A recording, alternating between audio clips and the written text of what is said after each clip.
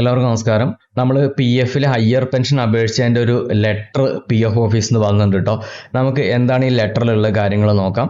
ഇത് രജിസ്റ്റേർഡ് ആയിട്ട് നമ്മുടെ അഡ്രസ്സിലാണ് വരുന്നത്. ഇതിപ്പോൾ എനിക്ക് വന്ന എൻ്റെ വീട്ടിലെ അഡ്രസ്സിലാണ്. അപ്പം ഞാനവിടെ ഉണ്ടായിരുന്നില്ല, ഞാൻ വർക്ക് ചെയ്യുന്ന സ്ഥലത്തായതുകൊണ്ട് അവിടുന്ന് അത് റീറൂട്ട് ചെയ്തിട്ടാണ് വന്നത്. അപ്പോൾ നിങ്ങൾ പ്രത്യേകം ശ്രദ്ധിക്കുക, നിങ്ങൾ അഡ്രസ്സിലായിരിക്കാം അത് വരുന്നുണ്ടാവുക. അപ്പോൾ അതൊന്ന് പോസ്റ്റ്മാനോട് പറഞ്ഞിട്ട് നിങ്ങളുടെ പുതിയ അഡ്രസ്സും കാര്യങ്ങളൊക്കെ പറഞ്ഞു കൊടുത്തിട്ട് നമ്മളിപ്പോൾ എവിടെയാണോ ഉള്ളത് അവിടേക്ക് പറഞ്ഞു കൊടുക്കേണ്ടി വരും.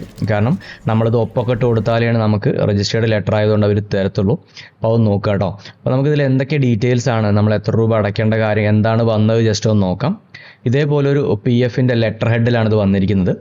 ഇത് നമ്മുടെ കമ്പനിയിലേക്കാണ് അഡ്രസ്സ് വെച്ചിരിക്കുന്നുണ്ട്. അപ്പോൾ നമുക്ക് ഇതിൻ്റെ ഒരു കോപ്പിയാണ് വരുന്നത്. അപ്പോൾ ഒരു സെയിം ഇത് നമുക്ക് കമ്പനിയിലേക്ക് പോയിട്ടുണ്ടായിരിക്കും. ഇവിടെ നമ്മുടെ റെഫറൻസ് നമ്പറൊക്കെ മുകളിൽ നോക്കിയാൽ കാണാൻ സാധിക്കും. നമ്മൾ ആപ്ലിക്കേഷൻ കൊടുത്ത സമയത്തുള്ള റെഫറൻസ് നമ്പറാണ് അതുള്ളത്. ഇനി എന്തോ ഒരു ഇഷ്യൂ, ഇതിപ്പോൾ നമുക്ക് വന്നിരിക്കുന്നത് ഇതിൽ 2-3 കാര്യങ്ങൾ ഡോക്യുമെൻ്റ് സബ്മിറ്റ് ചെയ്യാനുണ്ട് എന്നുള്ളത് വെച്ചിട്ടാണ്. അപ്പോൾ നമുക്ക് നമ്മൾ അപ്ലൈ ചെയ്തതിൽ എന്തെങ്കിലും മിസ്റ്റേക്കുകളോ കാര്യങ്ങളോ ഉണ്ടെങ്കിൽ അതിന് വേണ്ടിയിട്ട് നമുക്കൊരു അവസരം തരുന്നുണ്ട്. നമുക്ക് 1 മന്ത് ടൈം തരുന്നുണ്ട്. അപ്പോൾ ഇതിൽ ഒരു രണ്ടാം നോക്കിയാൽ കാരണം അബ്നോർമൽ വേജ് വേരിയേഷൻ നോട്ടീസ് എന്നാണ് പറയുന്നത്. അതിൽ വേജിൽ എന്തോ വേരിയേഷൻസ് ഉണ്ട് എന്നൊക്കെയാണ് പറയുന്നത്. അപ്പോൾ അതിൻ്റെ എല്ലാം ക്ലാരിറ്റി നമുക്ക് കൊടുക്കാൻ പറ്റില്ല. ഇതൊക്കെ നമ്മുടെ കമ്പനിയാണ് കൊടുക്കേണ്ടത്. അപ്പോൾ നമ്മുടെ എംപ്ലോയർ ത്രൂ കാര്യങ്ങൾ കൈകാര്യം ചെയ്യണം. നിങ്ങൾ അവരുമായിട്ട് സമീപിച്ച് കഴിഞ്ഞാൽ അതെല്ലാം അവർ ശരിയാക്കി തരുന്നതായിരിക്കും. അപ്പം മൂന്നാമത്തെ നമ്മുടെ ഇൻട്രസ്റ്റും കാര്യങ്ങളും അതിൻ്റെ ഒരു കൺസെൻറ്റ് നമ്മൾ കൊടുത്തിട്ടില്ല എന്നുള്ളതാണ് പറയുന്നത്. അപ്പോൾ അത് നിങ്ങൾ എംപ്ലോയർ ത്രൂ പോവുക.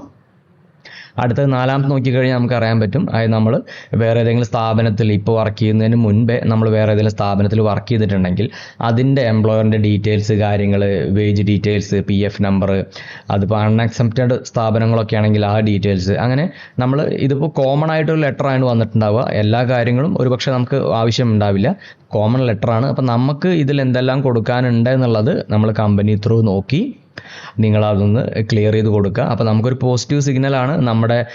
നമ്മുടെ ആപ്ലിക്കേഷൻ കാര്യങ്ങളും പ്രോസസ് ചെയ്ത് തുടങ്ങിയിട്ടുണ്ട്. ഇപ്പോൾ പെട്ടെന്ന് നമുക്ക് ഹയർ പെൻഷൻ വന്ന് തുടങ്ങുന്നതായിരിക്കും. നമുക്കൊരു അടുത്തൊരു പേജും കൂടി ഉണ്ട്.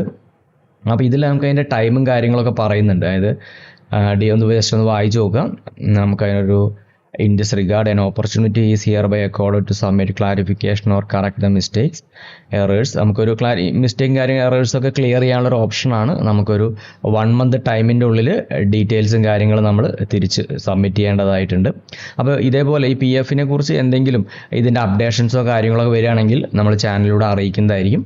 അപ്പോൾ നമ്മുടെ ചാനലൊന്ന് സബ്സ്ക്രൈബ് ചെയ്ത് കൂടിക്കോളൂ. ബെൽ ബട്ടൺ കൂടി എനേബിൾ ചെയ്ത് കഴിഞ്ഞാൽ ഞാൻ അപ്ലോഡ് ചെയ്യുന്ന വീഡിയോസിൻ്റെയൊക്കെ നോട്ടിഫിക്കേഷൻസ് നിങ്ങൾക്ക് കിട്ടുന്നതായിരിക്കും. അപ്പോൾ വീണ്ടും നമുക്ക് അടുത്തൊരു വീഡിയോയിൽ കാണാം. Thanks for watching.